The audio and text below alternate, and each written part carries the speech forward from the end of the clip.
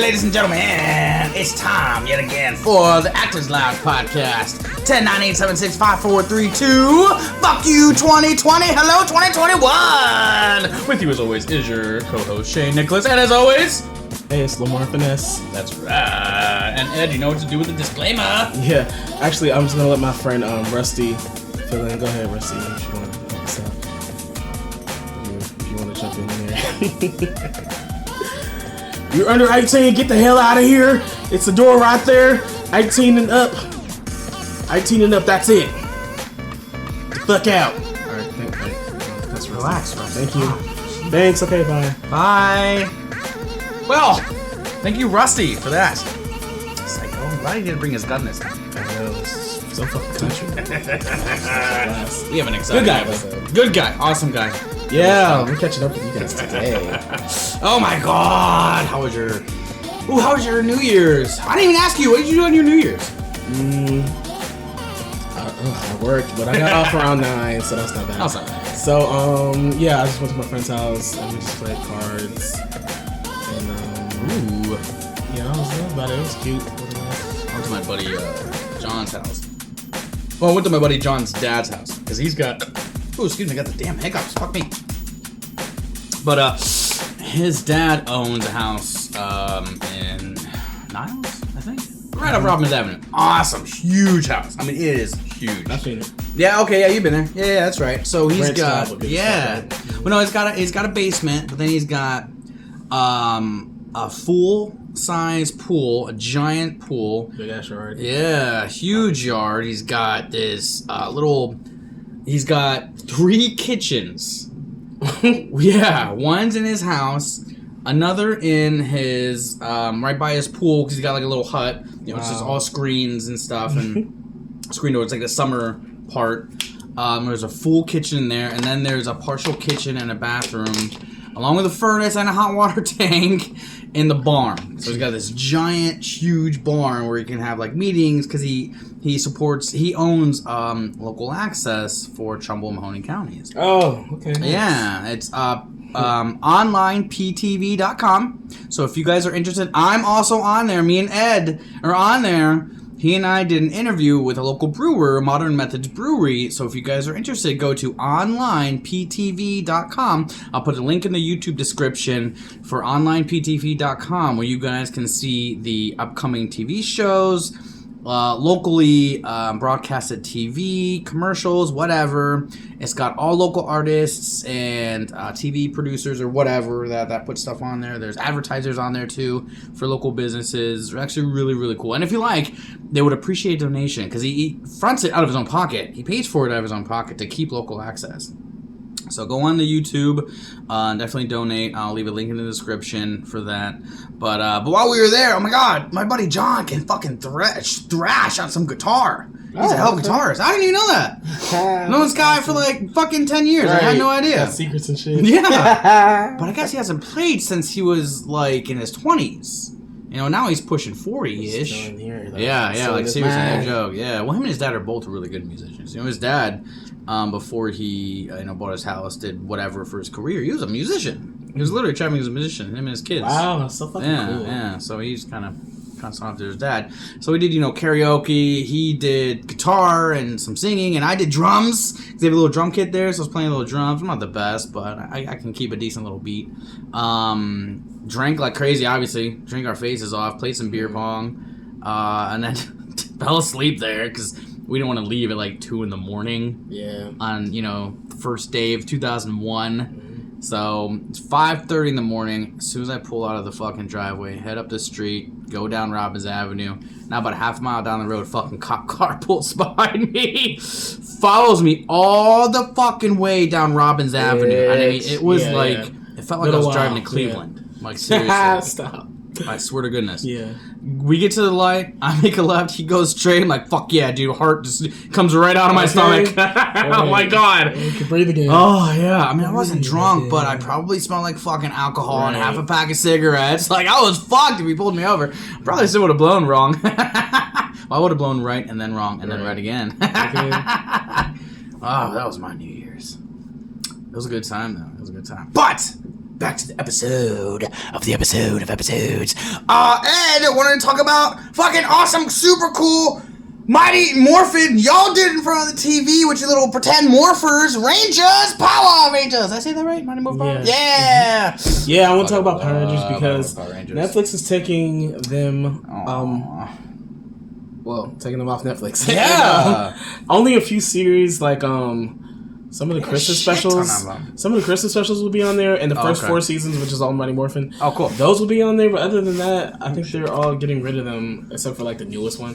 I'm like, well, but why though? I couldn't really figure it out. The only thing I could think of is views, and it costs money to keep it up there. And you have to pay them. Yeah, you have to pay. So it's maybe that's why. If we pay them $1,000 and we're getting like 10 views, like it's not fucking. And then it's like if you bring them back, they'll make a big deal, and the people might be more inclined to watch them. Yeah, they'll probably keep them on there a month or two. Like maybe take them off, and then maybe like 2 or 3 months down the road, maybe put Zeo and Turbo back on there or something. The ones right after Mighty Morphin, maybe they'll do. They got intense. Some of them got intense. I don't know which one you were showing me, but when the Red Ranger had long hair, he was skinny, he had blonde hair, he had the saber sword, the drill sword. In space, bitch. Yes! One of the best seasons ever. It was so intense! Like, those guys, that was some good acting for those kids. Right. Good actor combatants. I don't know if they had stunt doubles or not. I hope they didn't. Maybe. I don't know. But if they didn't, they were really good actor combatants. Because some of that stuff, even if it's choreographed, is really tough to do. Right. Really tough to do, make it look good. But that was probably one of, other than the original, obviously, it was probably some of my favorite ones I've seen. As a kid, the ones I watched were the Mighty Morphin came out. I watched Mighty Morphin. The one that once I started to get really into Power Rangers, when I was a kid, the first one I noticed was like In Space in like '98, I think it was. Yeah, and I was like, oh, this is a cool show. And then like I have VHS tapes of like the older ones. But In Space was the first one that I was actually introduced with them, and that was actually like one of the best seasons. Yeah. Do you remember which one was on when you really started watching them? I think I want to say. Oh, when I first started watching it, it was the OG. It was the Mighty Morphin. Yeah, okay, nice. For sure. Yeah, with Buck and Skull and all them guys. But I would see like, I can't remember where I would watch it at. Probably Fox Kids or something at a place. Or not at. I'm sorry, but I would watch it like I didn't watch it from the beginning. It was like hit or miss. Yeah. Because at that time I think it was in what's that called? I mean, this was early 2000s when I started watching it. So just after the movie. Movie came out, 97? The one with Ivan Ooze? No, show came out in 93. The movie came out in 95. Oh, 95. Really? This one, yep. Damn, that was quick. Yeah, it was doing so well. I was watching it pretty current. Yeah. I was watching it currently, but it was like, it was never like in order. Mm-hmm. I remember the ones when they broke in and stole Zordon? Am I saying that right? Yeah, that was a Turbo.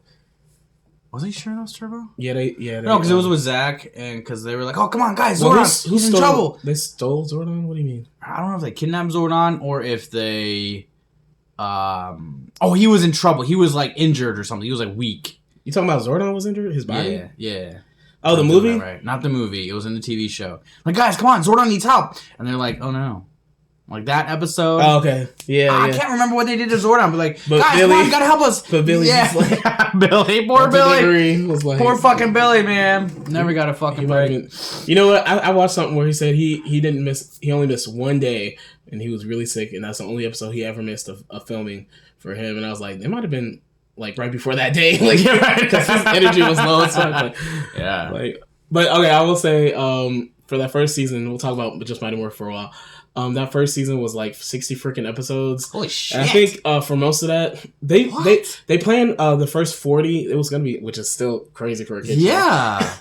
And then they added 20 more episodes after that, and filmed them and stuff after that, or for whatever reason. Yeah. But them first 40 episodes were and I think they popped out those episodes daily after a while because they had so many of them, and I don't. Well, 60 would be one a week for a whole year. And which is unheard of. Which is unheard of. That is so crazy. That's fucking nuts. So that's nuts. So that's that for a season, and I think one episode you gotta think it'd take like at least 2-3 weeks to film. No, not Power Rangers. Yeah, no way. They did. They flew through that shit, and the actors were always exhausted. And yeah, they popped that shit out. Yeah, you were telling me like they were overworking the actors. It was 7 days a week, nonstop, low pay. Yeah, shit pays Salon. What the fuck? Yeah, and they made literally probably their first year. They made close to, if not more than, $1 billion. That's like with merchandising, them traveling and doing the road shows or whatever they were doing. Like, fuck off! You could have easily paid each actor $10,000 an episode, easily, easily, without even thinking about still it. Making and they were still paying them like $8 an hour. Bullshit. $7 an hour. That's a lot to do. You got to know your lines and be there as just a regular actor. Plus fight choreography. That takes practice to learn what moves you're going to use for that fight scene. And you have to go in and do voiceover too for when they're in the helmets. The actors have to do that. So like, damn, bitch, I'm like doing extra work. If anything, I should be getting a little more. Normally now how they do it is if you do like voiceover work like that, there's a minimum per hour. Or per day, like there's a per diem just for voiceover. If you have to go back into a studio to do voiceover or ADRs, there's a minimum typically, especially for SAG actors. There's an absolute minimum that you get. Plus, you get depending on like obviously these guys were on every episode, right? They were doing every episode, so they were supposed to have been getting back end too. Which, if you're a main attraction in the show. After the show's done and over with, when they resell the show and it goes under new management and they release the show, like on Netflix, you get a piece of that. So you still get, I can't think of what it's called, but since these guys, they weren't technically SAG actors and they were paying them dirt anyway, and they already all signed contracts, they didn't have to pay them shit. They should have sued and gotten retro paid. They easily should have gotten sued and gotten retro paid. Easily. Yeah, I don't know why they didn't have any lawyers or to. No time. Advise them. That's true. It. But by the time they had the break before the second season, and they couldn't even afford it. They probably had time. Guarantee you. Yeah, that's true too. Guarantee you they couldn't afford it. And not a lot of the other actors really gave a shit, which sucks. They were just excited to be working and doing whatever. You know, so like the guys that work or that live with their parents, you know, where this isn't their main bread and butter, didn't really give a shit. So I was actually reading some stuff about it. And one reason why that they couldn't strike was because it was like 1, 2, maybe 3 of the cast that were like for it, but then when the rest of the cast was like, I'm out. Yeah, it was they didn't give a shit. They stopped. Yeah, Austin St. John, who played Jason. Yep. Yeah, Jason, Zach, and Trini. Who plays Zach? Walter Jones, awesome as fuck. And Thuy Trang, Yellow Ranger, who played Trini. Yeah. They wanted to renegotiate. That's right. So they were the ones who wanted to do that. And then the other 3 didn't really want to do it, so then they just tried it, and then they said no, so then they just left. Yeah. Because they were overworked. They just want to try some new fields. Right. I wish I stayed, because I really liked the whole... I know, yeah, right. Together. And then when they did the movie without him... I know, that is so pissing me off. I think it was movie talks before they left, but they were just fucking over it, I guess. Yeah. They were just tired, but that pissed me off. And I watched a YouTube interview where Amy Jo Johnson was talking about whatever and stuff, and when they talked about Power Rangers, they asked her about that. Pink Ranger, right? Pink Ranger. Yeah, Amy Jo Johnson's Kimberly the Pink Ranger. Yeah. And she was like, sometimes I wonder if we all really just banded together and what would have happened. Yeah. But I was like, why didn't you guys? Like, they're not going to say no to all 5, 6 of their main actors. When they're not shooting and not making money off a show that was that successful, they're going to be like, oh, what do you guys want? Yeah. What do we got to do? Yeah, what do we got to do? Like, to you. Yeah. But when only half of them is doing it, it's like half can be replaced, but the whole 5, 6 actors can't be replaced. Right. How do you do one episode with Tommy the Green Ranger? Like, even if Tommy was the only one who didn't want to do it and the other ones did, they'd have to. That still wouldn't work. Still wouldn't work. No fucking way. The original 5, and then it's just hop on Tommy's dick. Right. Completely like it was anyway. When, it was so when sad. So sad. Even if me thinking to myself, if I was on that cast, I would have been so for like, no, this is bullshit. Right. We deserve to be treated better, 1. We deserve to be paid better, 2, because look at how much money we bring you. You guys don't tell us how much we bring you because then we would know how much money we're bringing you. We know you're making millions. Right. They easily broke $1 billion. I think their first year. There's no way. Austin St. John and Walter Jones, Jason and Zach, they were roommates during filming. They had awesome parties out here. I going to them parties. Fuck yeah! But Austin it's get drunk time, bitches. Okay, right. Austin St. John was homeless after he had left for a while. Like, what the fuck? Like, you're not paying nothing. Heard, yeah, he was living in his car or some shit. You were telling me. He got confused. People thought that he was a porn star after, or heard that there was there was this guy who kind of favored him in the face a little bit, but that guy was like super huge and bodybuilder bulky. Oh, gotcha, and Jason was never. Austin St. John was never that big, right. And then even when he was, he had chubbed up a little bit, so that definitely wasn't him. Yeah, he was in good shape. And he was a martial art. I think most of these guys had some kind of background. But he was definitely a martial artist. Yeah, something like that. So yeah, I have the biggest crush on Austin St. John, Red Ranger, bitch. I was a Black Ranger guy. Zach was always my favorite. Like Zach a lot too. He had a big personality. I mean, they all had different personalities, but Zach always kind of... He just stood out, and it was like, damn, Zach is leaving the show? Fuck! Yeah! He was a huge, favorite. I would say it was probably Tommy, Kimberly, and Zach as the top 3. 100%. Zach might have been more popular than Jason. Easy. Even though Jason was the leader. Because Zach was just popping, for real. Yeah, he was, definitely. He was a dancer, again, real big. He was animated. Mm-hmm. He's had a pretty decent career after the show, I want to say. I don't know if he had anything immediately. I haven't seen him. He was in the show called Space Cases, which was another kid show. Okay. I don't know if that was before or after The Rangers, though, actually. It might have been after, though, I feel like. A lot of those guys, this is their first. Yeah, their first big. So I don't know. But he did him in Austin St. John and Thuy Trang tried to do multiple projects together, like a show or a movie called Merlin's Children, but nothing ever really. Whenever they tried to really, it kind of fizzled out. That sucks. But he did a couple other things. He was in this one movie where he was like it's called Love and a Bullet and Tretch. Tretch. He's a rapper and he's really hot. Anyway, he's done some acting, but he was in that movie and he had a girlfriend and it was their movie. But Walter was one of the gun guys or whatever the fuck. They were kind of in a gang. I don't know, but he did good in that. He was in Moesha a couple times. That was cool to see him in that. Moesha. Right. He was in that. He was playing too young for that though. He was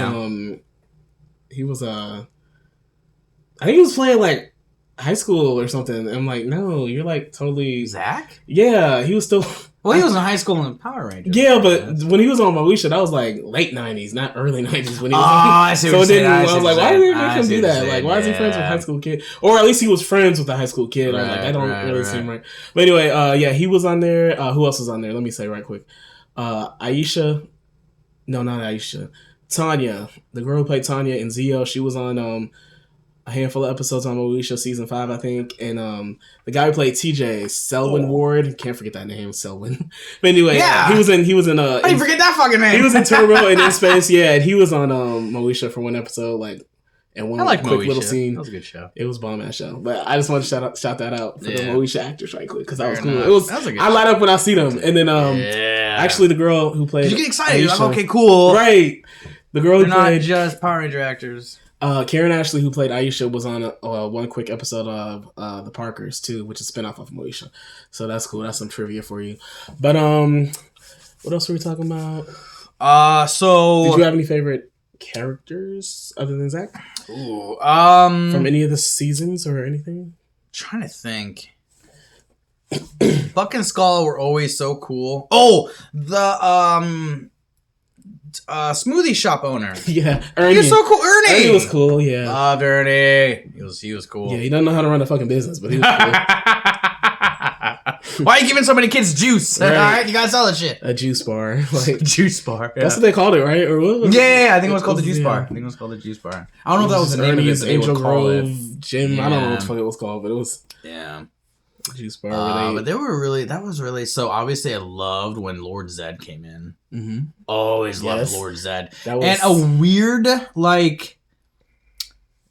not sexual, but a weird attraction. To Goldar.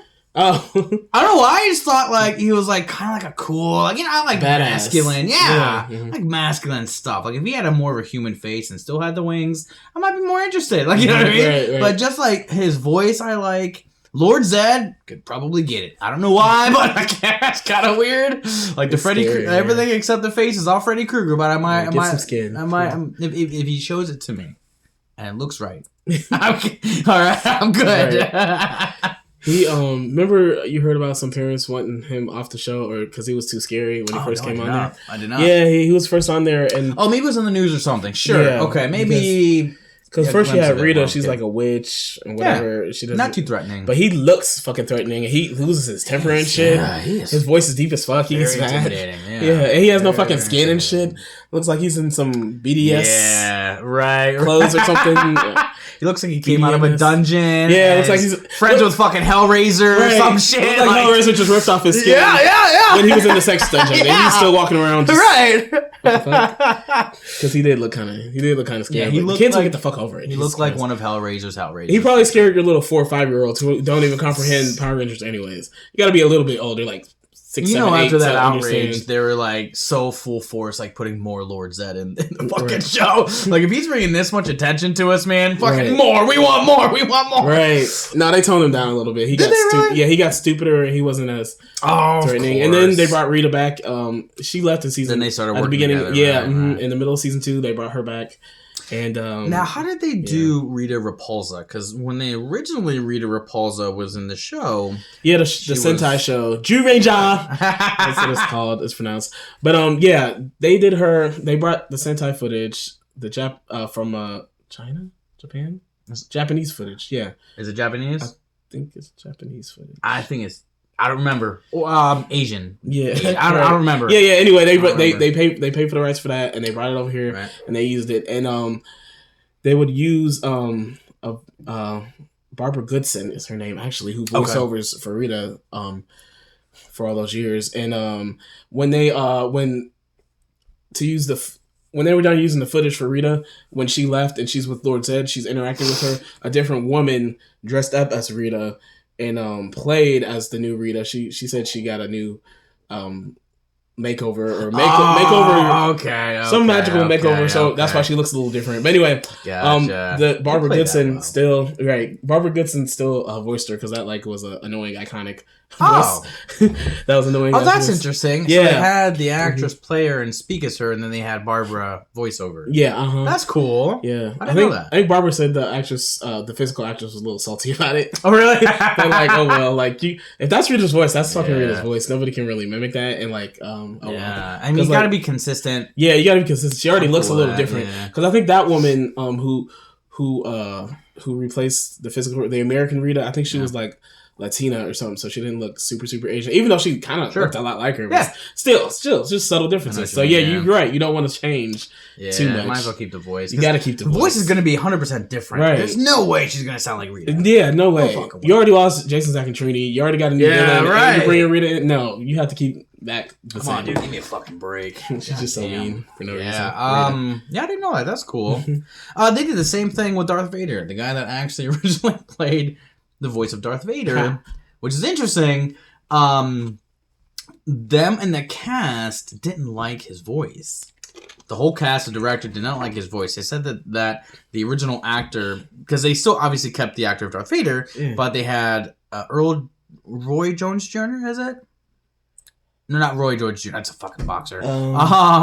James Earl Jones. Yeah, I was just James Earl Jones. Yeah, so James Earl Jones did the voiceover for Darth, which was obviously easy as fuck to do with a guy had a mask on. All you gotta do is wait for the head nod and keep up with it, whatever. Exactly. So the guy that was playing Darth Vader's voice, they said sounded like a country bumpkin guy or whatever, and that he was trying too hard, and that some of the cast wasn't really like, yeah. So as they were going through it, when they were looking and editing some of it, that's when they hired James Earl Jones, and then he's been the voice ever since. In any movie, any video game, including in episode 3 with Hayden Christensen and Ewan McGregor and that whole cast. Samuel L. Jackson. They had James Earl Jones come back and do the voiceover, which I thought was kind of cool. Nice. Yeah. If it ain't working, just fix it. Fucking A. But if it is working, keep her. Right. But I would say I really like all the original 5 too, and I like Tommy Moore back then because he was more of an outsider. He was more like just chilling, normal, and then later on he became like whatever. I hate when they replace actors. Yeah, I know. I hate when they replace actors. It bugs the fuck out of me. Mm-hmm. But some people say they're kind of stereotypes, but I'm like, they are, but they still have personalities though. Like when they brought Rocky, Adam, and Aisha, nothing against the actors because they did a decent job. And I do kind of like them characters too, but like they were definitely way watered down. Like Kimberly, I mean Aisha was just kind of like a black Kimberly and just maybe a little smarter and like the animals more. Yeah. And Rocky similarities, but I don't know if it was intentional. Just right. And Rocky was kind of, I guess he was kind of like Jason, but he was. I don't know. Like I didn't like him at all. He was a good martial artist. He was a good martial artist and nice. Yeah, exactly. And nice looking, and that's it. Yeah, he was kind of cute. Definitely, yeah. Really. But Adam, he was like the favorite out of the original three because people connected with him. Is the Asian one? Asian one? The Asian boy. He replaced Zach. He was the new Black Ranger. That guy. He was in that terrible movie you hate. I do hate that movie. Oh, okay, I got him confused. Yeah. I got him confused. But he, yeah, I wasn't a big Red Ranger fan. A new Red Ranger. Yeah, it was like, wow, you went from Jason to that. Like, no shit. They didn't give that actor anything to work with. Like, what the fuck? But anyway, the guy who played Adam, a lot of people really like Adam because he was, he's sensitive and soft spoken. He's smart, kind of close to Billy. I liked him in the movie. And, yeah, really and kind of he kind of had like. He was kind of had low confidence and stuff like that, and a lot of kids could, and a lot of kids could relate to that. That's true, yeah. And that's why he was his like they say Billy was like kind of nerdy and had low self-esteem too, but like he was like a fucking genius. He used too many big words, but Adam was like more of a realistic, right type of easier to relate. Yeah, easier to relate to. Rather than like Star Trek guys or guys that always carry on a book with them, guys that study more. Whereas with Adam, right, the Black okay, with him, yeah, you're right. I think you said it. You said the best. So yeah, he's definitely one of the most relatable kind of characters. He's not the leader, but he's not useless. You know what I mean? He brings a lot to the table. Out of the original 6, I would say the most normal. Also, like Adam will probably be Tommy and Trini because they were pretty chill, and like Kimberly was more of a valley girl. Yeah, I was. And Zach was sad to hear about Trini though. Yeah, the actress who played Trini, Thuy Trang, she passed away in 2001 before 9/11. I think it was, or was it after? Fuck, it was a lot of tragedy. It was before the movie came out because she was in City of Angels, The Crow. She died. That was 96. Yeah. But yeah, that was 96. Mm-hmm. Oh wow! Yeah, so, wow. She died well after that movie came out. But damn, I didn't know that movie came out in 96. Yeah, that movie's old. Right? But yeah, she passed away in 2001 in a car accident after her wedding or on her way to somebody's wedding. But that was sad. Oh man! And I think one of the other survivors. I think shout out to the family. Love your daughter. So sorry that she left so soon. Thuy Trang was great. I think I don't know if all the cast members went. I know Tommy didn't go because his brother had died around the same time, and he had to. Yeah, exactly. Oh, shit. Yeah, so he had to go to that funeral. Yeah, of course. Like, Jesus Christ. So like, what the fuck? But I did hear that like everyone of the cast members went to her funeral, except for obviously Tommy, who couldn't go for obvious. And I don't know why, but Austin and Walter, they weren't videotaped, but Amy Jo Johnson was videotaped at the funeral, and I think the guy who played Billy was too. But I know Amy Jo Johnson was filmed talking about her at the funeral.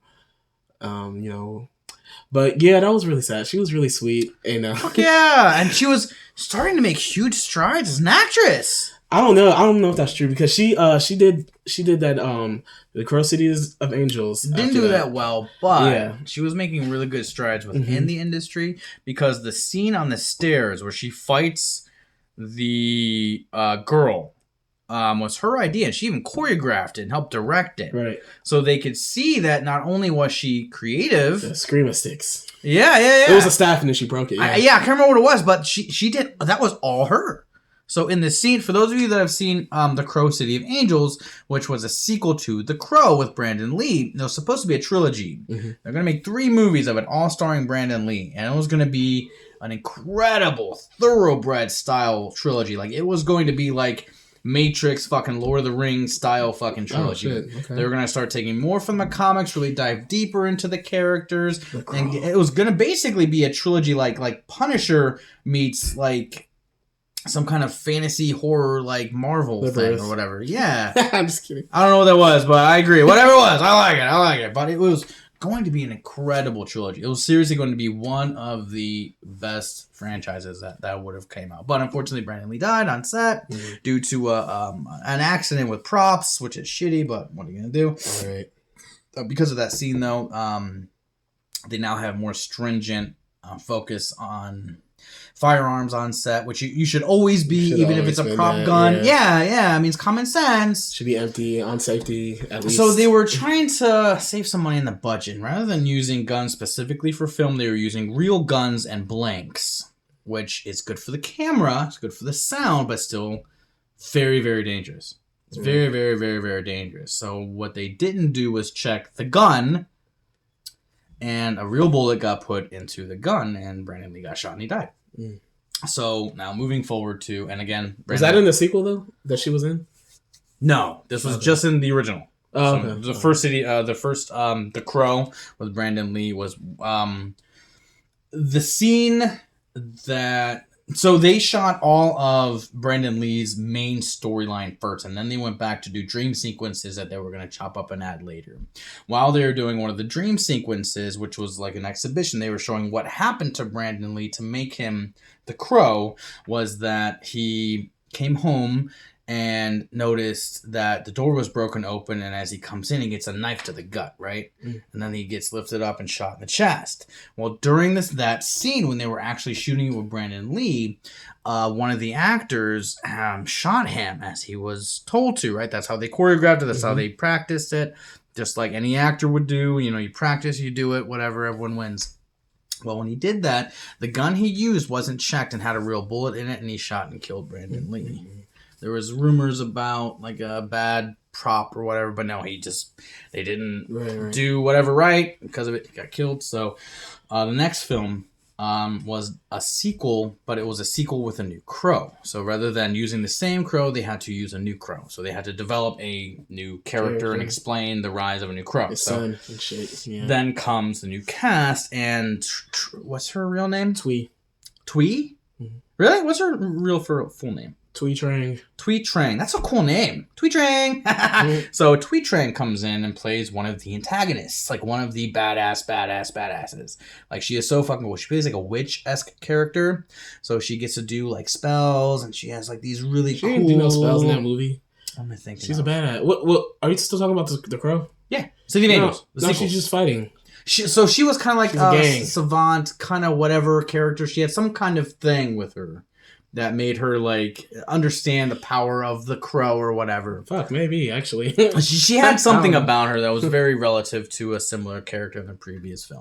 So she kidnaps this girl, and the end of the film, they're at a church, and on the way up these giant flight of stairs, kind of like in Batman, you know, the original Batman with Michael Keaton, there's this huge stair scene. Well, originally it was slated in the script that all she does is she escorts, and there's a small struggle, but she escorts the prisoner because they were holding the Crow's friend hostage to bring over the Crow to then stop the Crow from doing whatever and whatever.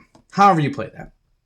So rather than having the protagonist just get carried up the stairs and then it be a quick scene, Thuy Trang was like, well, hey, I have this idea. Yeah. How about she breaks free somehow and her and I get into a fight. Let's do this little fight, and I could do some stick fighting, maybe the stick breaks, and do this or do that. And they loved her idea so much, they let her write the scene and direct the choreography. And she did the whole thing.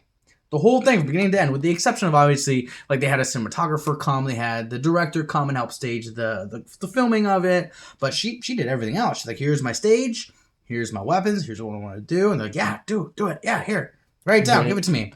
And that, to me, was going to set a precedent for the rest of her career.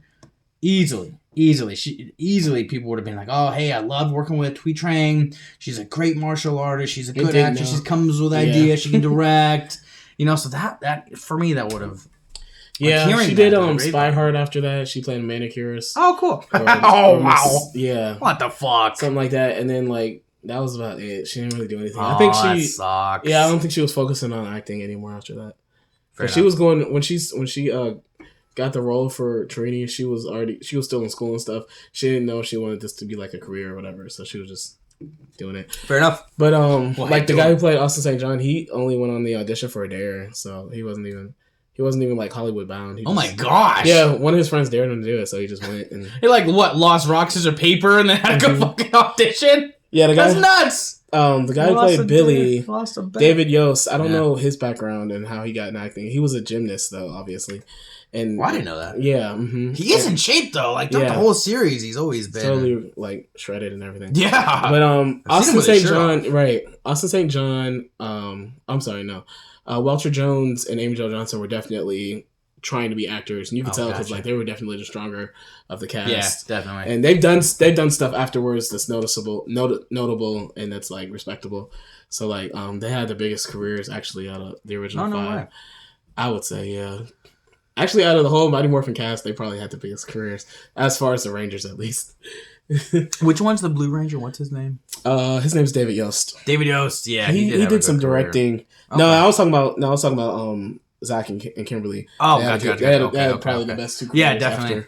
After, I've seen that. I IMDb'd him. Well, shit, Kimberly, she was on, I think, SWAT? I think still is actually on SWAT. It's not called SWAT. Is it called SWAT? She's on something. It was like a Canadian, and it was good. It was good. That was a good show. It was a pretty good show. She plays like a cop. Great to see her. It was like, I don't know if it was Blue Bloods or whatever, but she played a cop, like a legit fucking like Jules cop or something. Yeah. Yeah, they were, what did they call it? Were they, like a SWAT team. They go in with all the pads and shit. Yep.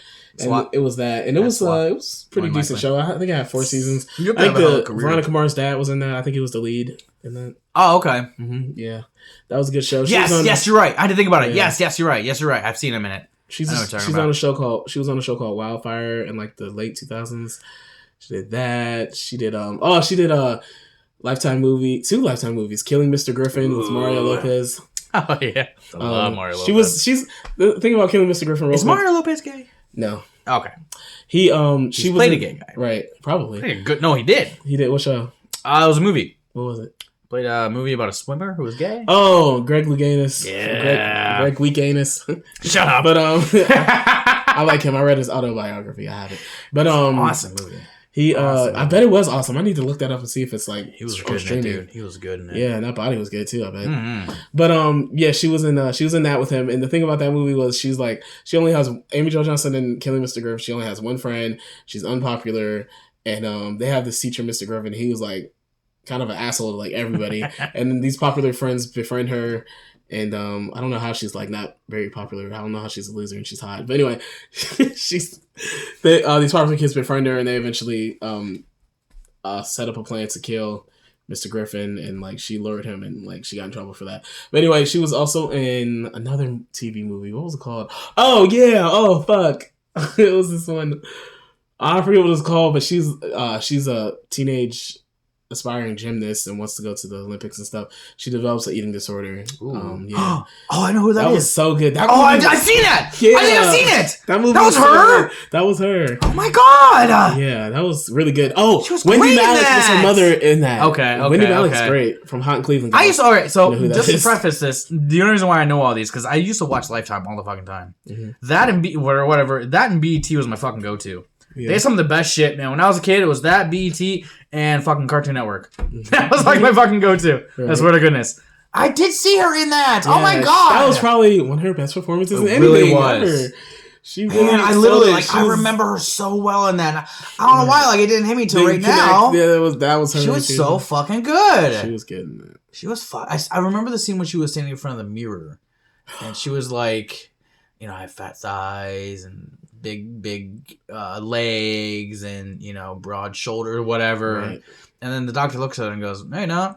I can't remember the dialogue, right? But it like showed her that they were like. And it started because she her family moved. They moved to get close to this coach that was going to train her and really get her. And then he weighed everybody in front of everybody. He was like, "Oh, you're too big." She was like, "Well, that's the average height for like grown age. Yeah, average ain't gonna get you to the Olympics." Like it humiliated them, so then that's why that kind of fucked her up. And that's when she pushed it. So that was really good. That was a good movie. That would be fucked up. Yeah, I would say Kimberly playing a Valley Girl. She's at first she was like kind of a little airheaded and just selfish and about herself, but like shortly after, like you could tell Kimberly is like nicer than she seemed in the first episode. Oh yeah, she knows sign language. I didn't know that. This was a TV show. No, this is Kimberly on the Power Rangers again. Gotcha. I'm talking about the specific fictional character. Ah, okay. She knows sign language because Amy Jo Johnson knew sign language, so she used sign language. I think in episode 5. Oh, cool. With a deaf girl, and what else did she do? Oh, Amy Jo Johnson taught herself guitar when she was about the time she got hired for the Power Rangers show. Yeah. So that was incorporated for Kimberly. She's good with music, and she would sing and stuff. So like Kimberly was more layered after a while. Yeah. So that's really good when a character can have progressions like that and stuff. And then when she left in season 3, it was a big deal because Kimberly was huge.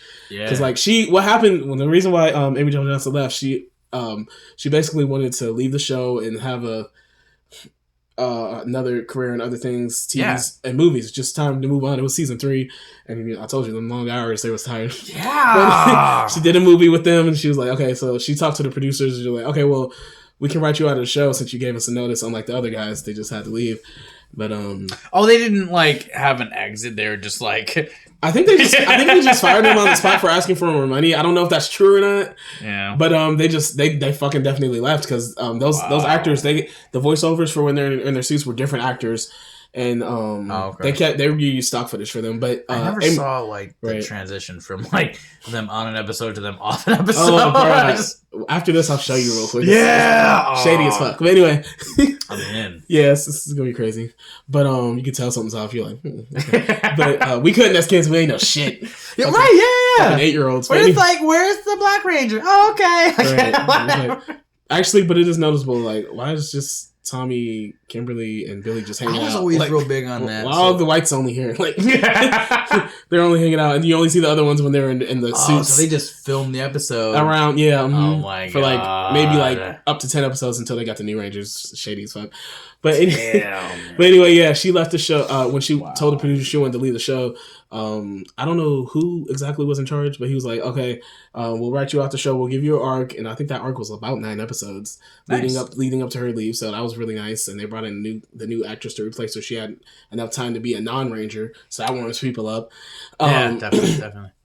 Was there a time when like the old meets the new Ranger? Yeah. She interacted with her and everything. That's cool. She interacted with her and everything. It was funny. That'd be cool. Yeah. You need to watch those episodes. I want to now. You need to watch those episodes. Season 3. But anyway, see, we always plan what we're going to do after our podcast while we're doing our podcast. But anyway, he said, okay, I'll write you a good arc to get you off the show. Yeah. And then I'll put you in this movie that I'm writing or producing. I don't know if he was a writer or producer. That movie turned out to be Susie Q, which Justin Whalen. That was the movie. No fucking way. So when he told her that, she was like, hell yeah, motherfucker, yeah, let's do it. Dude, that's great. So that worked out. That's a great send off. Yeah. That's a great send off. I'm gonna write you into 9 more episodes. You're gonna meet your new character, and then I'm gonna put you in my other movie I'm doing. Yeah. Fucking A. That's a nice ass goodbye. Fucking A. Yeah.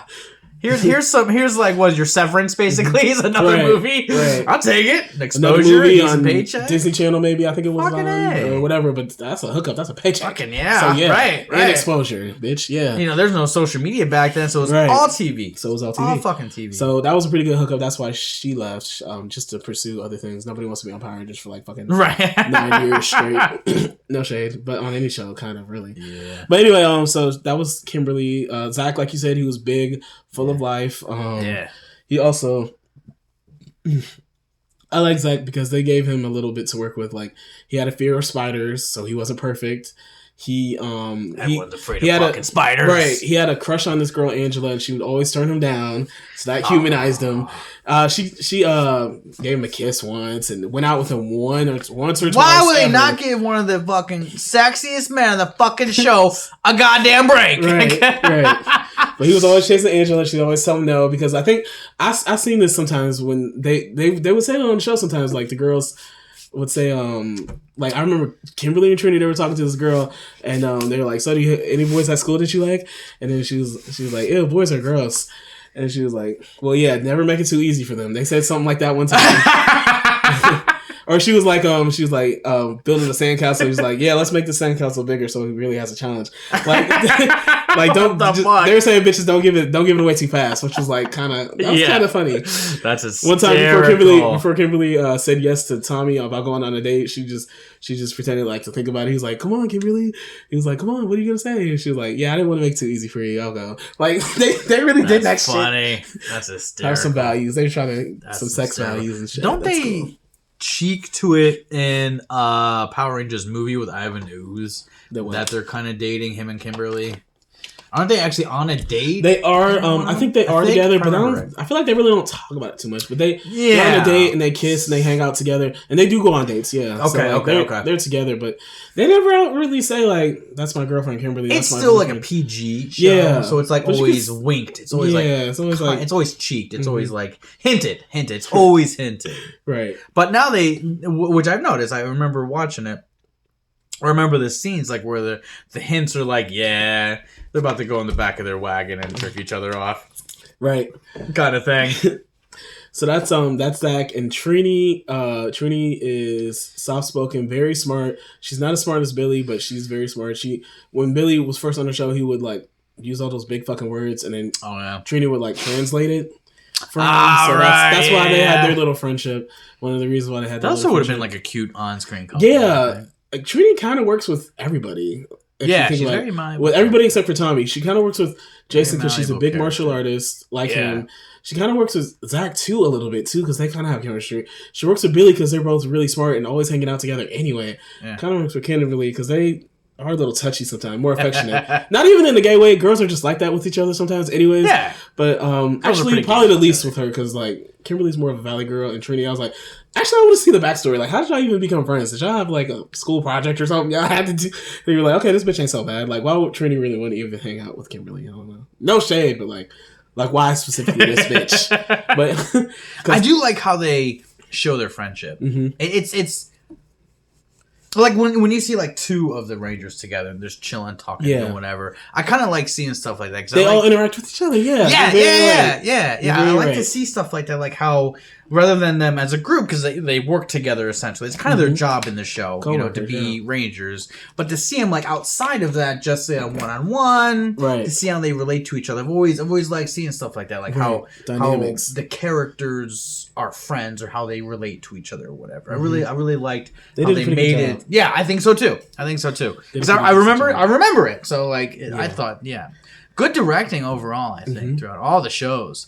They've only gotten better or more intricate. Yeah, season 1 was definitely more episode. Yeah, and season 2 and 3 definitely had more structure, more arcs together, stuff that flow better. They started getting more creative with the Ranger styles, like the Ninja Rangers, the Space Rangers, all the fucking Rangers. I'm surprised and they did have a fucking Pirate Ranger. They had a Pirate Ranger.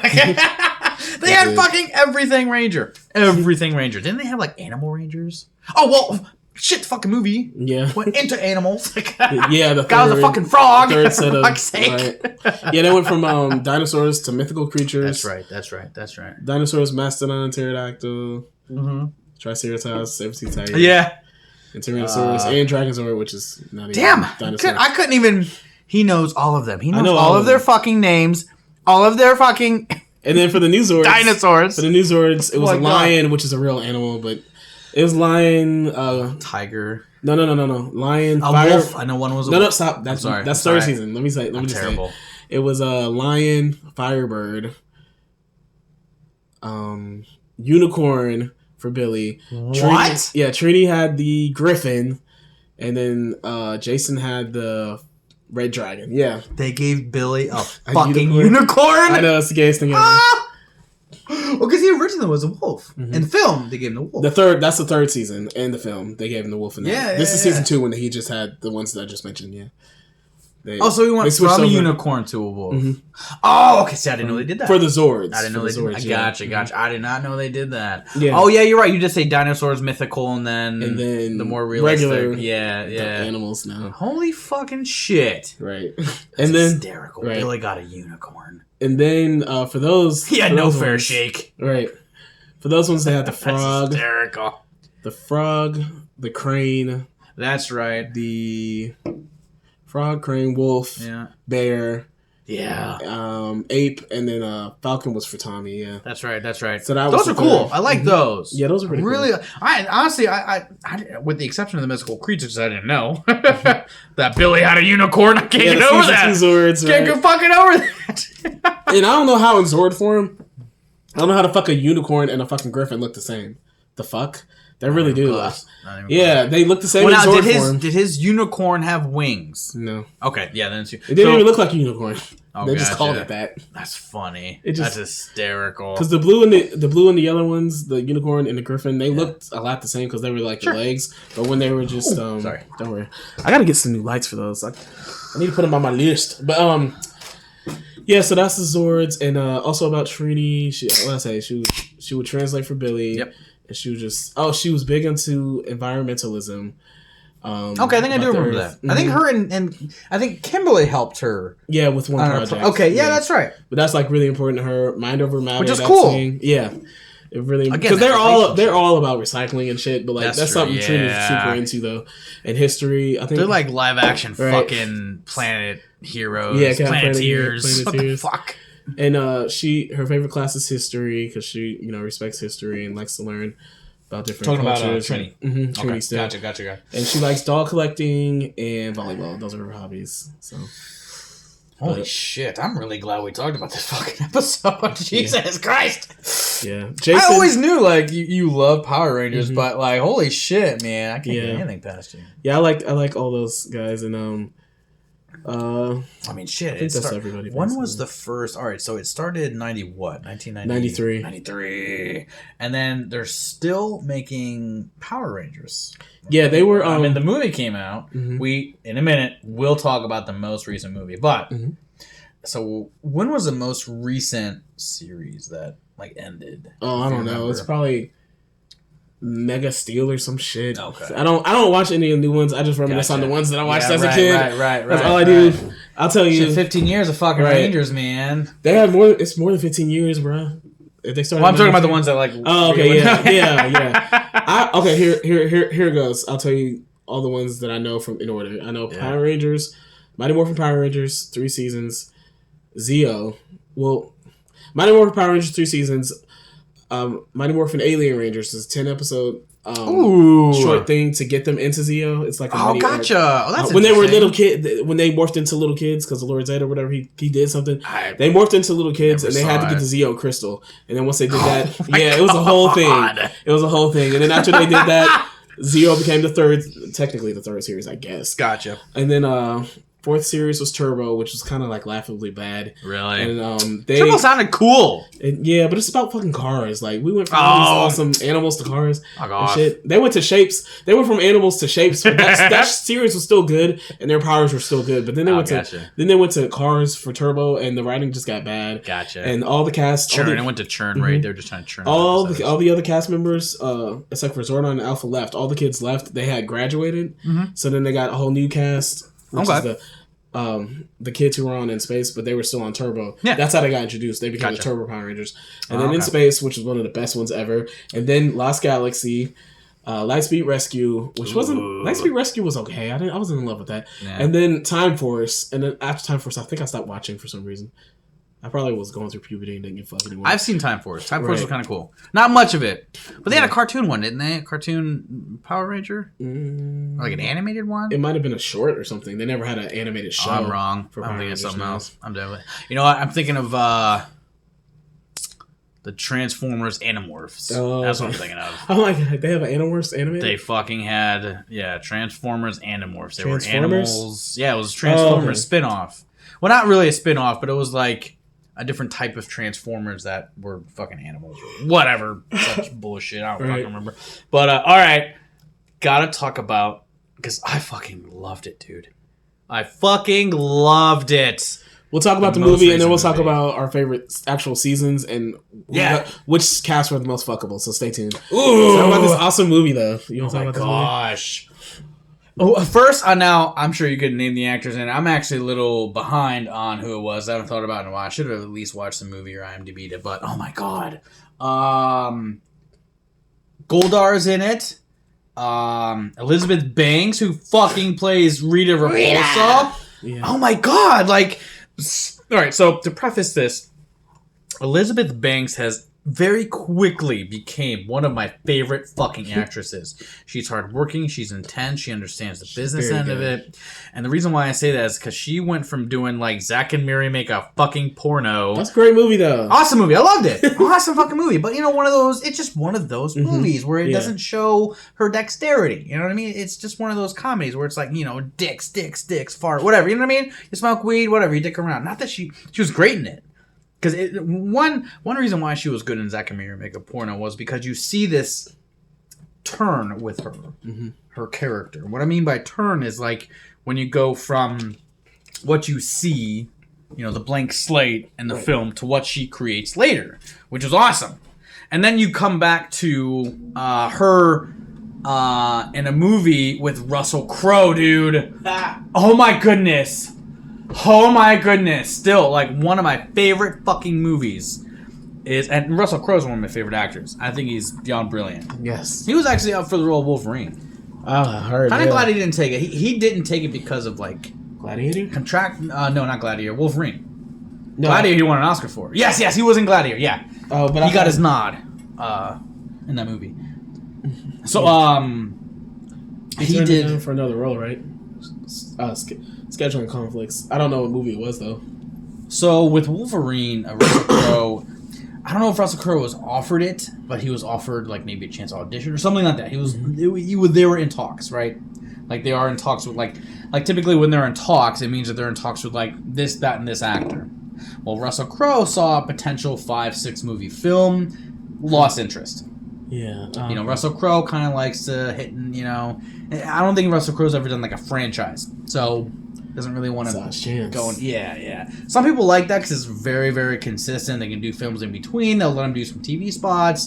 They get advertising. Franchises were kind of new at that time, so it's interesting. He was already seeing where he was going. Yeah, so he lost interest, And this was like a decade of film where franchises were starting to come back because there hasn't been one in a very long time. Yeah. There hasn't been a lot of sequels in a very, very long time. So this was, and you're right, this was really when franchising films started really becoming a thing. Yeah, it's really in the 90s with Blade and certain other movies like Lethal Weapons were franchised. It was in 80s, 90s to 2000s. Die Hard, Fast and Furious, all those were becoming bigger and bigger franchises. So with Russell Crowe, he did a movie with Elizabeth Banks called The Next 3 Days. Oh my god, dude. Like, it gives me chills thinking about it. So you guys have to fucking see it. For those of you listening, you have to fucking see it. I'm not kidding you. It's called The Next 3 Days. It's got Russell Crowe, Elizabeth Banks, Liam fucking Neeson. It has an absolutely all-star cast. There's a guy from Fight Club in it, which was a movie 99 that came out. It just has an absolutely brilliant fucking cast in it. But Elizabeth Banks plays a character who gets accused of committing murder. Then they actually sentence her to prison for committing a murder that she didn't do. While she's in jail, they're trying to fight it and do whatever. And like, guys, when we talk about these films, are older now, with the exception of Wonder Woman. Like, total fucking spoiler alert. Wonder Woman was new, but we still talked about it. Whatever, fuck you. Wonder Woman was an awesome movie, but so Next 3 Days, dude. Oh my god, there was a scene, Ed. There was a scene in this movie where there was no dialogue. And it said so fucking much. It was my favorite scene. So Russell Crowe speaks to the attorney that is representing his on-screen wife, Elizabeth Banks. Now the characters' names I don't remember. So Russell Crowe's love interest in the film. He gets back and talks with his attorney, and the attorney basically is shaking his head. Sorry. There's no appeal. They're pretty much giving her life in prison, like this kind of like lifelong death sentence, right? So there's a scene when he goes to visit his wife in prison, and as Elizabeth Banks comes out, it's completely silent, with the exception of like the noises of the prison, right? People talking, chattering, moving around, chairs, people yelling, screaming. Russell Crowe's at the window. Elizabeth Banks comes out and sees Russell Crowe's face, and again, no dialogue, and she just starts freaking out, crying. And there was just no dialogue, there's no words. It was Russell Crowe's face Russell Crowe in the window, looking like sad puppy dog, like all freaked out, scared. And then wife comes out. And then they see each other, they lock eyes. And like for a second, there's just this pause where you feel the nightmare that's coming. And then she just starts pouring tears. And I mean, not like fake TV tears. I mean, like, she was fucking crying, dude. Aww. Like, face got red, tearing up, freaking out. Didn't even go sit down to Russell Crowe, just immediately left. Because she already knew the answer. She already fucking knew. It was so fucking powerful. So, to go back to what we were talking about. Sorry. Elizabeth Banks plays Rita Repulsa, and Elizabeth Banks is just such a brilliant actress. She was in the film franchise with Jennifer Lawrence. Oh. Who's that? Oh, what is that? Catching Fire. Yeah, those movies. Yeah, you know. With the arrows and shit. Whatever the fuck those things are. Yeah. Three fingers, you know, the Scouts honor fucking thing they do in the movie, whatever. But seeing her as Rita Repulsa, I thought was just brilliant casting. Yeah, the kids in the film, cool. kids in the film are so fucking good. I like that every single kid was relatable to a level where it wasn't like campy. It wasn't like, let's protect the environment and be friends. Right. It wasn't like these kids were beaten, man. They weren't like all role had models. shitty. Right? Yeah. No. They were actual people. Yeah, these kids are. You said it best. These kids are not fucking role models. Like, I loved the kid that becomes the Black Ranger. Thought he was so cool. Big personality. He's gonna be Luke King, isn't he? Yes. Oh, Ludi Lin. Yeah. He's tasty as fuck. He did a pretty good job. He's gonna be the new Luke King. I think it comes out in fucking April. I don't know why they're pushing it so fucking far back. COVID. But COVID. no, it's ready. I mean, it's really? It's HBO.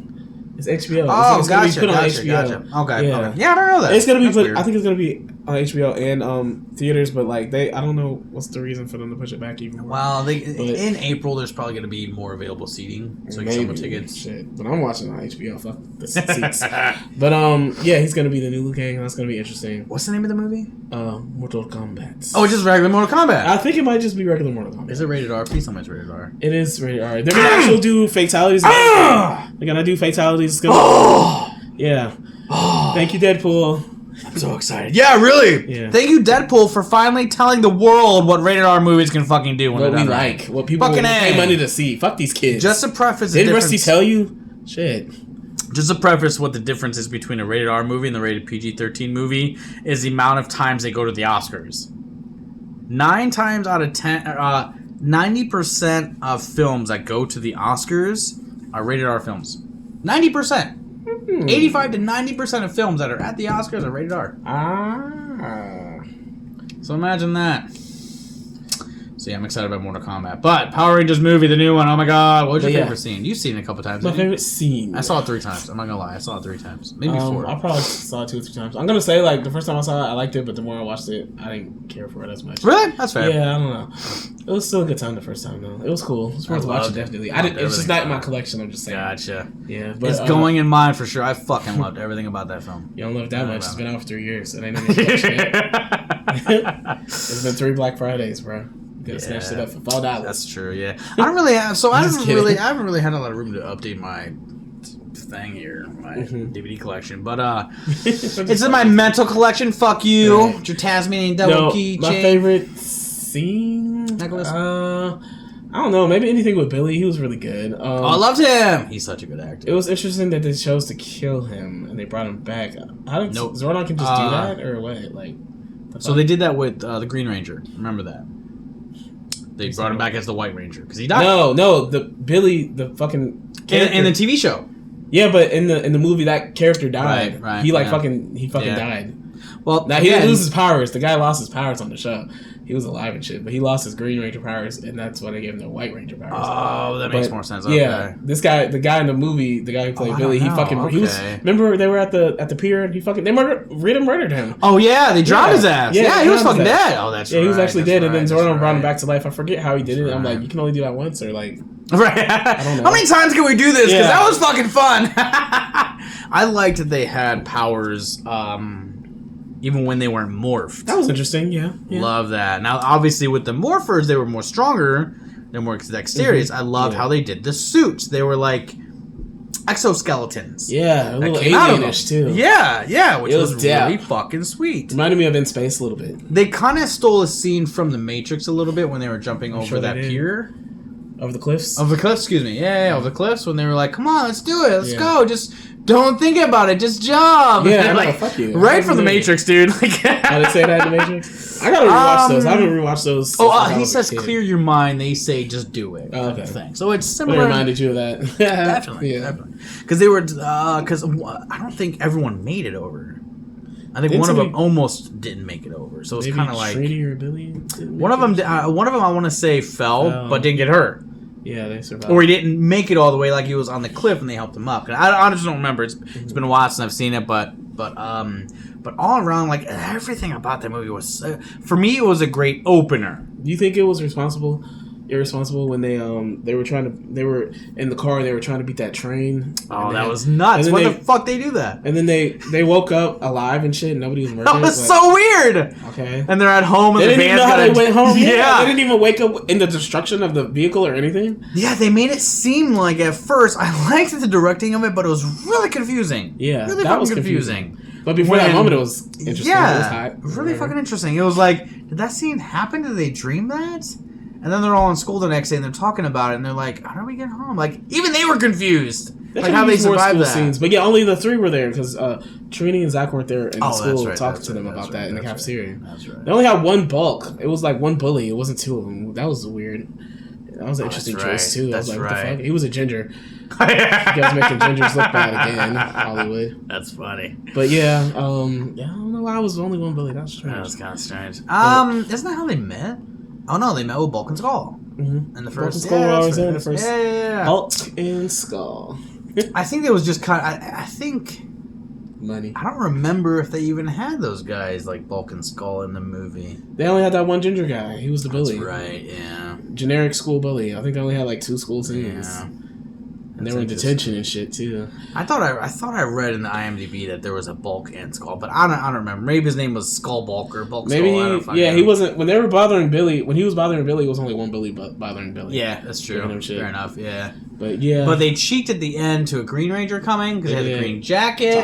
Tommy, which was cool. Tommy. I like that. Overall, the acting was great. I think it was. I know it wasn't everyone's film, which is why they're not making more of them, which fucking for me sucks. I think the Pink Ranger was my favorite in that movie. I didn't understand why she did what she did to get into detention. Do you Black remember Ranger what that was? No, I don't. She sent a photo to a guy, a naked photo of her friend to a guy, and it said something like, "This is the kind of girl you want to take home to your mom," or something like that. Oh! She sent it to the guy. And, like, I think the friend sent it to Kimberly asking her, like, hey, what do you think of this photo? Do you think it's hot enough to send to my boyfriend or something? Something weird like that. And then she sent it to and then Kimberly sent it to the guy. I don't know why Kimberly was being a bitch that day. But I was like, what are you guys trying to say about photo and nude photo? And then it was weird. It was weird because she said she felt bad when the principal showed the girl's dad the photo. I was like, ew, why would you do that? Why would you show me a photo of my naked child? Yeah. Like, you can say it and I'll fucking believe you. And also, my wife is right the fuck here.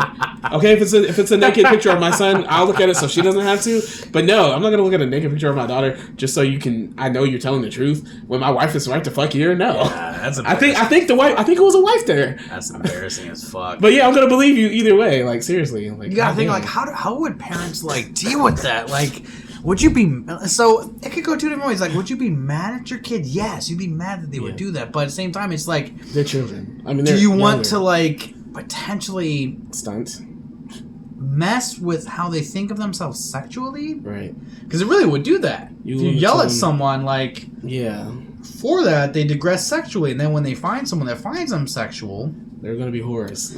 And yeah, literally, that's a product of that. Is if you don't embrace it in a way, but also discipline them. Yeah, tell them how to be responsible with it. Yeah, it's like, look, I get it. You're young. You're a sexual person. Mm-hmm. That's okay. This is not the right way to do it. Leave your fucking face out. Right. Leave your fucking tattoo out of it. Right. Show them only one nipple. That way they want to see the other one, and they buy dinner. Right. Like, give them give them something to feed. Make sure you're fucking. What a 2 Chainz postering in the background. Yeah, they're literally with your fucking bed setting and shit. Yeah, there literally is an art. There literally is an art to sending nudes to people. One of the arts is make sure that none of your bracelets can be seen, tattoos. Let me learn something. Okay. I'm not kidding you. So bracelets and tattoos are important. You don't have any, so you're good. Bracelets and tattoos. Jewelry is important because some people will wear jewelry. So like if I wore like a class ring and I was like holding my dick and you could see my class ring with your nail polish, yeah. With my nail polish, so there you go, and you could see also one of my tattoos. I have a tattoo on my wrist, so you can see my tattoo, you can see my class ring, and you can see my dick. So there's 3 things you can do to identify me. Right. Well, obviously one of them is gonna be more difficult than the other unless you have a dick lineup. That'd be fucking weird. Because these people on Twitter, they got time. They be like, fucking A. Next, you've got the class ring, so then you can see where I graduated from, and my middle finger tattoo, which is in a shit ton of my pictures. So it would not be difficult to narrow down who I am and what I am looking. So if you're going to be sending nudes to people, only show them a certain amount of yourself. If it's like your husband, then who gives a fuck? You know what I mean? Someone you've been together with for like 10, 20 years, one of your photos gets leaked. I mean, oh well, you're a beautiful person. Fuck it, let it go. You sent a picture to your husband / boyfriend, whatever. That's totally cool. That's we're sexual beings. That's totally fine. But there's some asshole in high school. Be mindful. Don't be fucking. Plus, Kimberly, it wasn't even your picture to send to a guy. It was your friend. Right. His naked picture. Like, I don't know. How are you not comfortable sending naked pictures to your friend in fucking high school? Like, fuck that bitch. Unless she fucked And it wasn't even her picture of her, was it? Yeah, it wasn't. It was someone else's picture. Yeah, like, it what the fuck? It was your friend's picture that you sent to her boyfriend or a boy she was interested in. That was shady as fuck. Why did you do that? Like, she like really beat herself. Let's get to the root of that, because that's terrible. Yeah. That's terrible. And also, that's child porn, and you can get in trouble for that, even if it is your own body. Like, that was a Law & Order episode. I don't know if that's a real thing going on, where you send kids to fucking jail or whatever, or fines or whatever, for sending naked pictures of their own bodies to people, because that's child porn. What the fuck? If it's your own picture, you technically have rights to your own pictures. Oh, okay, that's fine. But if you're 16, you're naked, and you send your picture to like someone who's 18... You could be getting them in trouble. There could be... So they'll get in trouble. They'll get in trouble unless they can fight it in court. And then you'll get in trouble for producing child pornography, yes. Now, if I sent a naked picture of myself, 16-year-old, to another 16-year-old, like, who gives a fuck? Whatever. It's picture to picture. It's my own fault. It's no big deal.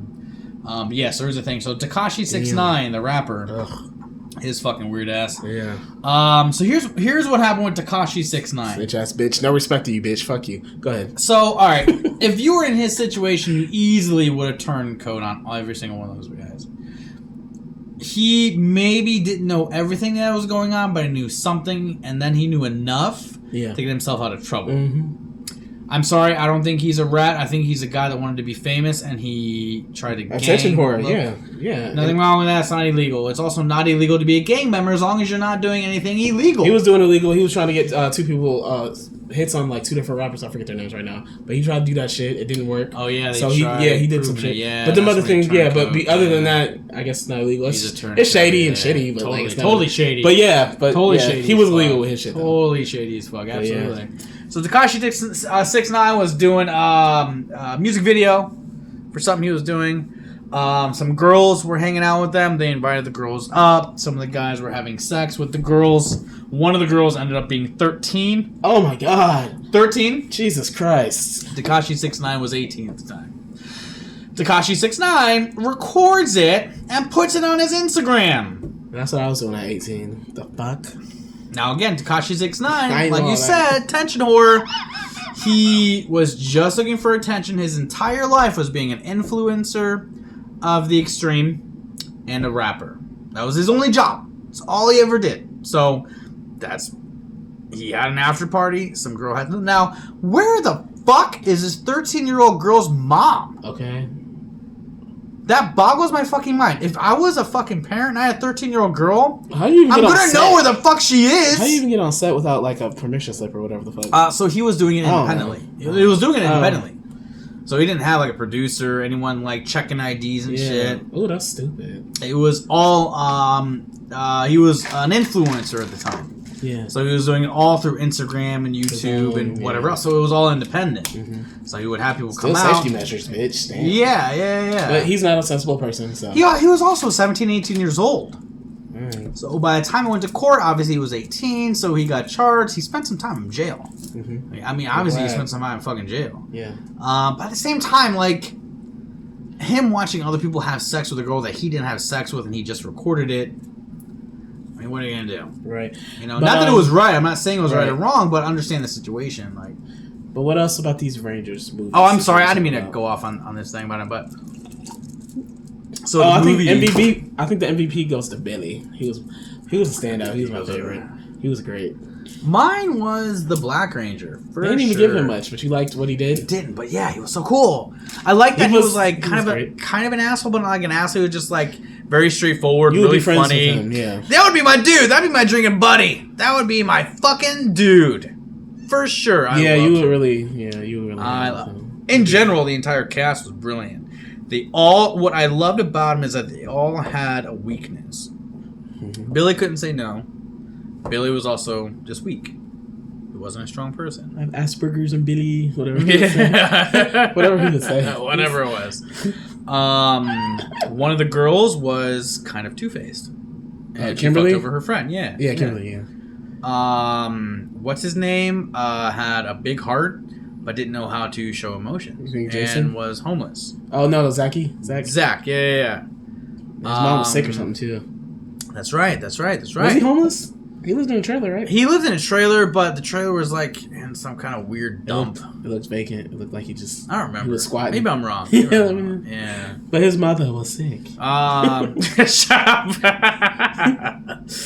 The Red Ranger, whose name escapes me, is it Tommy? Jason. Excuse me. Thank you. Jason. Didn't he like get like a D? What did he get his attention for? He was doing something right. He was doing something with cows with his other friend. He did something. They did a prank, and he crashed. That's right. That's right. Yeah, he fucked some shit up. Yeah. So what I loved about it is every single one of those characters had a flaw. They all had a weakness. Trini's a good girl. She wasn't in attention, but she did have a flaw. Go ahead. What was it? I don't know. I think she was. It alluded to that she was maybe gay. And she didn't get along with her mother very well. I think she was okay with her dad. Okay. I don't know. But she just didn't connect with her family, maybe because of her possible gayness. Possible. That would be so cool. Another reason why I'm so pissed I'm not making more of these movies. Right. Okay, bitch. What the fuck? Like, they did such a great setup. They were learning how to use their powers. They were learning how to morph. You know what? That's might be why I didn't care for it as much, because it maybe was a setup movie, because you can't just everything can't be everything a big event straight out the gate. Like maybe Tommy or Lord Zed in the second movie, that would be the big thing for that. But like it might have been a pretty good starter movie. Yeah, you giving us Zordon and Alpha and everyone wanted it like right in the middle of the story, and like not everyone can give you. Yeah, they wanted to give you an origin story. They didn't want to give you we're already established. This is what's going on. Deadpool was done. This needed well more of an origin story. That's what this was. If you're gonna do if you're gonna say Power Rangers and not Mighty Morphin, revamp it from the night. Yeah, revamp it. It does need. It probably would benefit from the origin story. And this what was so great about it is this was one of those movies that rather than pulling the content back, pushed it forward. Because if you think about it, like let's look at every single Power Rangers TV show. Let's look at the movie, all PG. Yeah, every single one of them.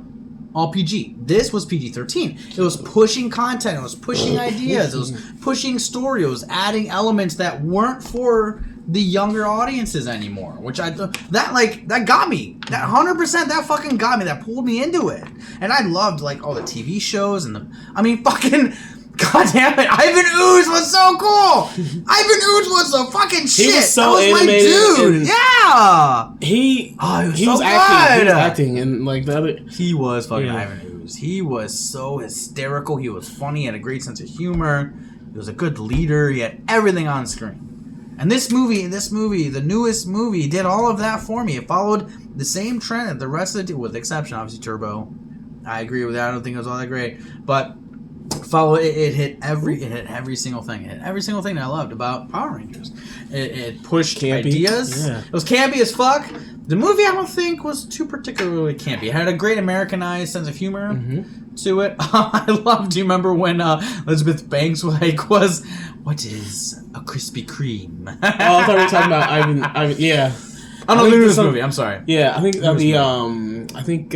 Bootylicious song from Destiny Child was playing when she was right before she ate it and said it. Yeah. Krispy Kreme. when she was actually in there. Yeah, and she was about to eat. I think Bootylicious is playing. So that was funny. She did really good with that. I thought so too. Some people were being bitches about it. They act like Krispy Kreme was mentioned like 20 times. I think it was mentioned like 3 times. Can y'all fucking chill? God. Once. Y'all just trying to hate on Rangers. It was mentioned, well, maybe more than once. Okay, no, you're right. 3 I think times maybe total. 2 or 3. Yeah, it was like, that's it though. And I think one of the times was her eating a fucking donut. Right. Wasn't a big deal. Like, chill, y'all. But yeah, that was great. That was, Might have been that was very memorable. Yeah. Remember they were having the Zora fight and Jason did something that knocked out something else or whatever. He was like, sorry, Bumblebee. That was funny. Yeah, it overall had a great sense of humor. It had a lot of heart. It was sad as fuck. Like you really, I keep going to this, but you really feel for these characters. Like when you start learning about them, you know. Yeah, Billy's dad is dead. He would do everything with his dad. Yeah, like stuff like that. Like fucking yeah. It had so much to it. I was so disappointed. So disappointed with how it like related to audiences.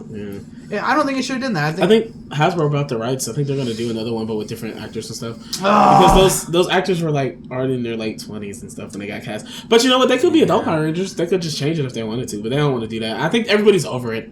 As long as they're still in their 20s, they can do it. I think everybody. No, Ludi Lin. I think he's about. I mean, come on. Glee had how many 30-year-olds in it? Right. I had a few. They played high school kids. True, but I think everybody's over it. Those actors are fucking over it. Probably. I mean, they're all doing different things. Naomi Scott, I don't think she's going back to that. She did a fucking terrible Charlie's Angel movie, but a good Aladdin movie.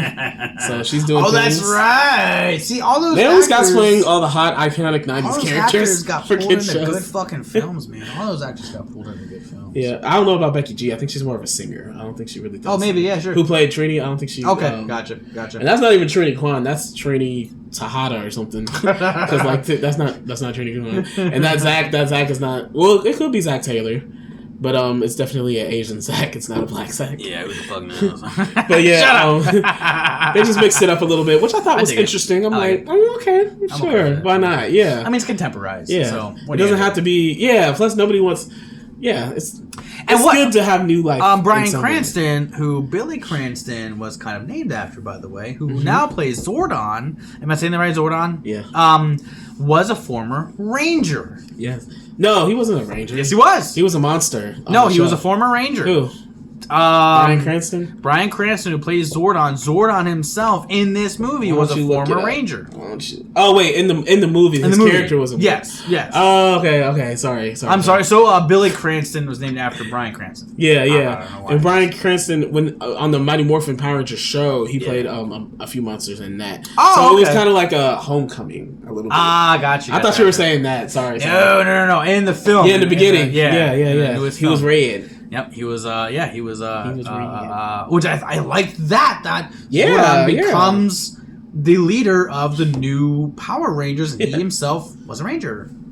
I thought that was so cool. That was great really, because he had more experience with it and everything. Give a great backstory to Zordon. Yeah, so it was really cool. Because in the show, he didn't create the power coins, but he found the power coins and knew what the fuck they did. So that was right.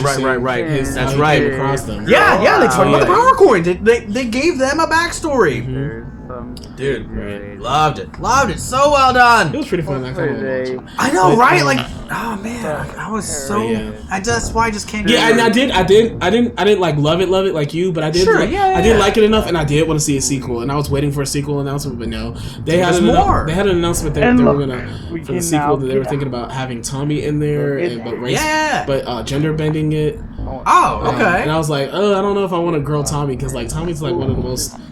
The most popular Ranger ever. Yeah. I was like, I don't know if we went, but then like a mixed guy, cool. Right? But then Daryl was like, no, but what if it was a girl named Tommy or whatever, or a girl Green Ranger, and she dated Trini? I was like, no, I don't know, that might be interesting. I'm kind of liking this now. Yeah, I was like, okay, well, that's not a complete no. Let me think about that. But that was cool. But if he was like mixed or like Latino or something like that for Green Ranger. Bring it on. Well, he was native. That guy who played Tommy was like part Native American, yeah. Maybe part or full. I don't know if he was a full blood. Like more Native looking American. Like he looked more like Native American or like had more features. Yeah. Right. That'd be fucking sweet. Oh man, I think this is our longest episode. Where are we?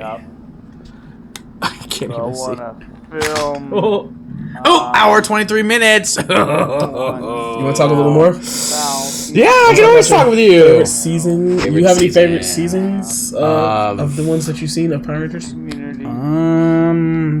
So unfortunately, I wasn't able to watch it like you did. But when you introduced me to Space Rangers, that was my shit. That was meant to be the last one my because shit. Turbo was right before it, and the ratings tanked so bad, and then gotcha. Space was the one right after it, and they wanted to put an end to it, so that's why. Did you see the final episode of that? Oh, I'm not gonna say anything. No, I didn't. Okay, but so. it was supposed to be the end of Power Rangers, but the ratings at the last 2 episodes of that, the ratings were so good they continued it on, and it was more than 5 seasons. So. Yeah, it's hard. Good. It's really hard for me to get like into TV shows. So I don't watch very many TV shows, with the exception of like when I was a kid, I loved Dragon Ball Z, GT, and Dragon Ball, and all that shit. So I really got into that. Right. But I was always more into like the film aspect of it. Yeah. You know, short commitment. You can tell me a lot. I'm cool with it. If there's mystery, whatever, it's done and over with. So like and that's why I can't get over the Ivan Ooze movie. The newest Power Rangers movie, which, by the way, it's not called Mighty Morphin Power Rangers. It's just called Power Rangers, which I don't think a lot of people knew that. It wasn't. They took out the Mighty Morphin, just made it Power Rangers, which I thought was cool because they call them Rangers, which they do in the TV show. They call them Rangers, right? It's like, oh, Rangers, whatever. Zoran does that. So they stick with just the Power Rangers. They were even changing the iconic Mighty Morphin Power Rangers into Power Rangers because I mean everyone knows that when you say Power Rangers, Mighty Morphin. Right?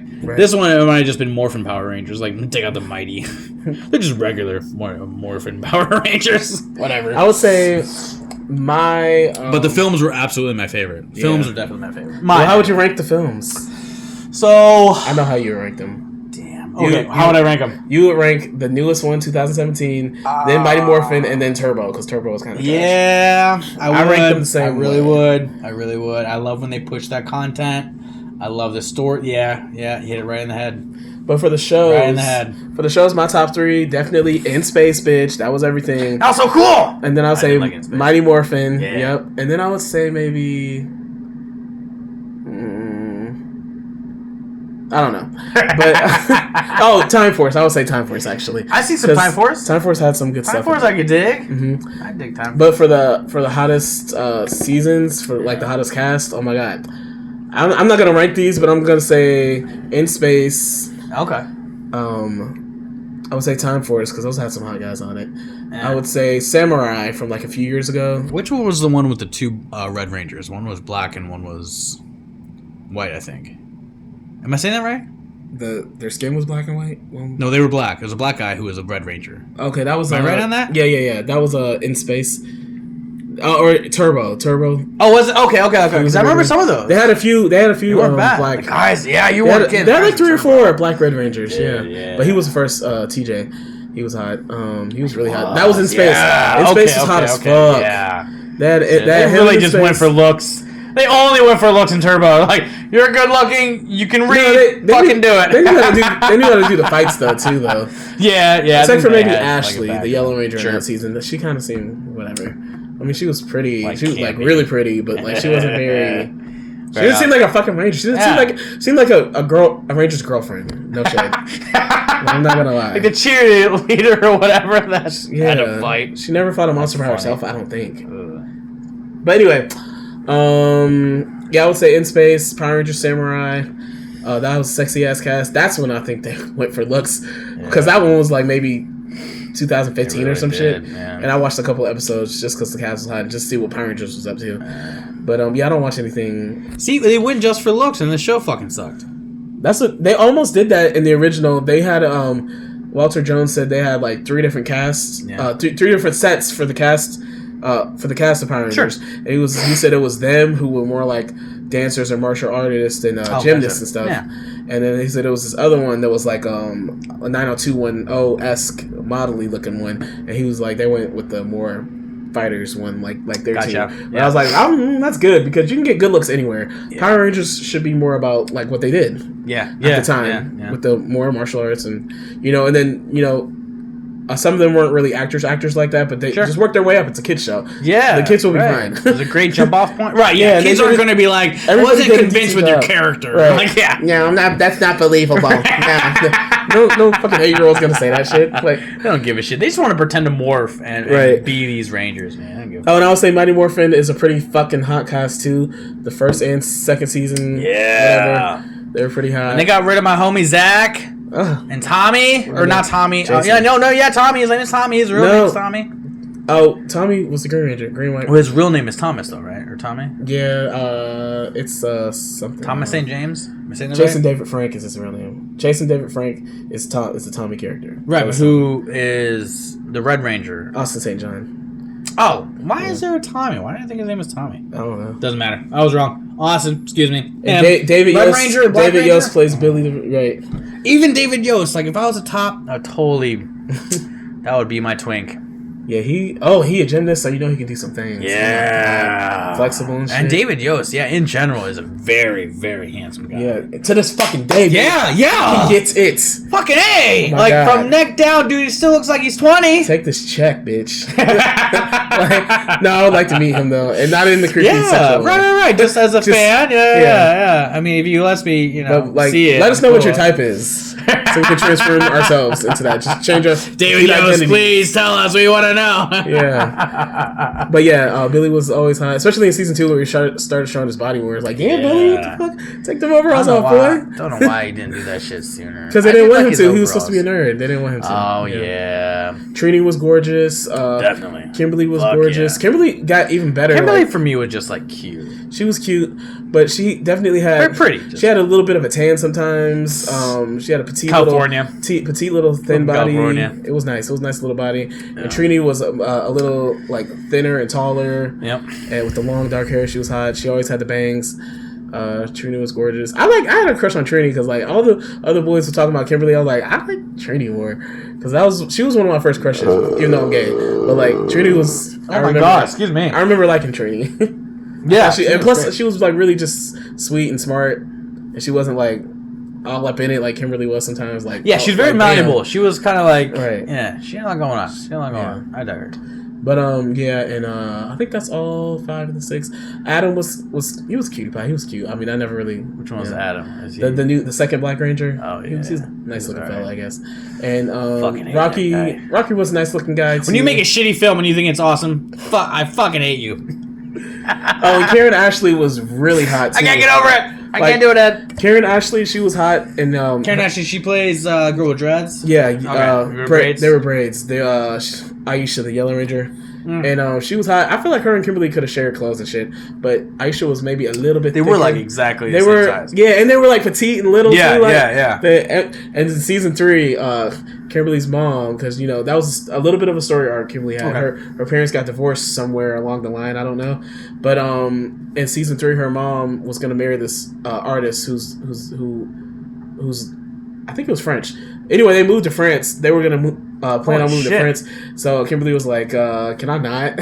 So and Aisha's family not interested. Aisha's family, right? Aisha's family offered to let her stay there for the semester or whatever the fuck, and then she was like, "Okay, we can talk the details." So then they moved in together.